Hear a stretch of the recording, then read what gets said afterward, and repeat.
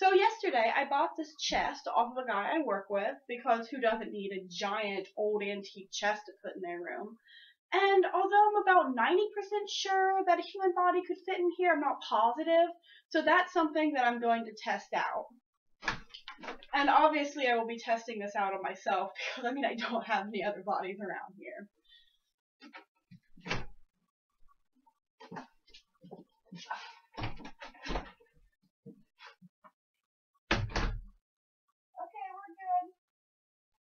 Engage.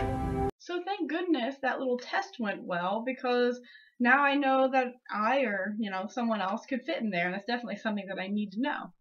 Today I am reviewing the book Redshirts by John Scalzi. I just read this last week, I think. I ended up reading it over the span of about 2 days because it really hooked me. I heard of this author because my boss at work has been lending me his Kindle kind of over lunch breaks to read a book called Old Man's War by the same author, and I got tired of that, so I just stopped by the library, to see if I could actually get the book because I'd gotten tired of just reading it in a half hour during breaks. And they didn't have it. They had the second book in that trilogy, but they did have Redshirts. And the name caught my attention, obviously, because, it's, a common term in the original series and kind of Star Trek fandom. But I think I've also heard of this book before. I didn't really have any idea what it was about, but I know that I've definitely heard the title. I knew there was a book called Redshirts out there, so that kind of prompted me to check it out too. It came out in 2012. I just realized after reading the inside cover here, which is only about 2 years old. Well, it's exactly 2 years old. But I'm gonna give you guys a kind of brief overview of the plot. I'm not gonna give away any spoilers in this review, so that's why it's gonna be a relatively short review because I don't want to give anything away because it's not kind of a nonfiction book that I can talk in depth about. I actually want you guys to go out and read this thing because it was actually really good. But it starts out with a lieutenant named Andrew Dahl who gets assigned to the Intrepid, which is the flagship of this, it's not a federation, it's called the Universal Union, but it's like the Federation from Star Trek. And as soon as he gets on board, he realizes that weird stuff is going on. Everyone kind of avoids the senior officers like the plague, and nobody wants to go on away missions because they know that someone always dies on away missions. Whenever he works as a xenolinguistics, so he goes into the xenolinguistics lab, and the captain, I think the science officer, come to him for help, and right before they get there, everyone else in the lab clears out, so he's the one who has to answer their questions.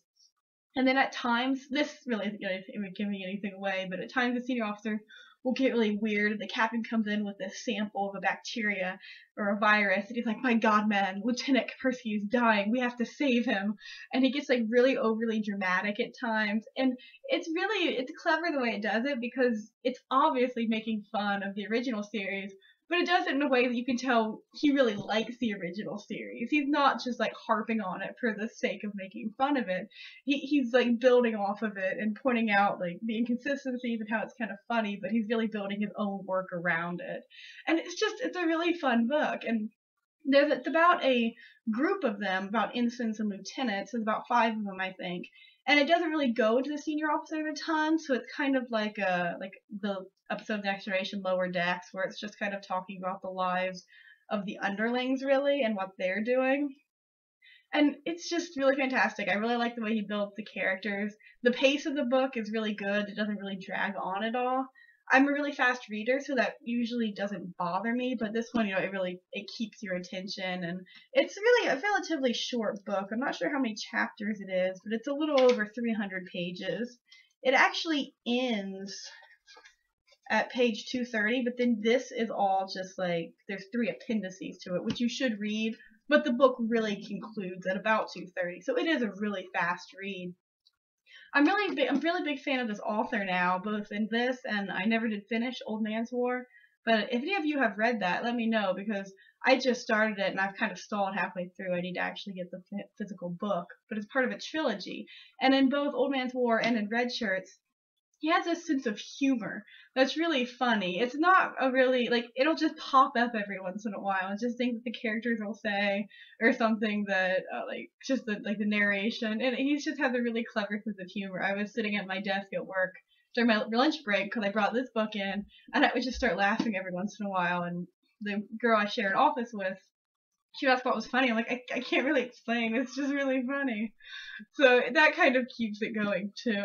And he's really good at, like I said, he's really good at writing the characters. It's not a long enough book where you get a really good sense of who the characters are. I mean, it's not like Emma where you're with them for like 500 pages or something. But he still does a good job of, writing characters with distinct personalities and building on that over the course of the book.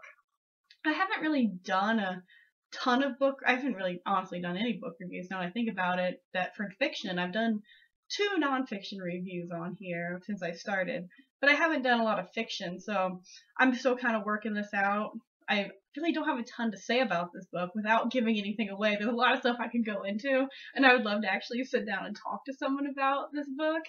But without giving it away, I can't really get into the best parts of it. There's some really good scenes where they are kind of playing up that part of the original series that doesn't really mesh. Like the very opening scene, it's kind of like a prologue. It's the captain, the first officer, I think the medical officer, are on this planet, and they get attacked by, like, I think they're called sandworms, and it's from the perspective of this ensign, this unnamed ensign who never pops into it again. And the captain's like, "Oh, there's sandworms, I should have known." And it has the ensign's thoughts. He's like, "How did you not know? Like, you obviously should have known." And then at one point, he takes off running. It's like his instincts were telling him not to run, to just stay on the rock, but something was propelling him onward, and he didn't know why. And it's just really funny because it kind of tries to explain why the people in the show do this ridiculously stupid stuff that no sane person would ever do. And the tagline on the front, it says, "They were expendable until they started comparing notes." And really the book is just about them trying to dig deeper and see why they're all dying and why this is happening to them. Oh, there's a plane going overhead. That's really all I have for this book. Like I said, I don't want to give anything away, so there's only so much I can say. I can't really think of anything bad about this book. Like, it was just really fun to read. It went really fast, and I would definitely recommend it. So let me know if any of you guys pick it up. And it's not something you have to dedicate a ton of time to. It's not like you're reading like Lord of the Rings or something where you're going to have to sit down and study it. It's just really easy to read, and it's really good.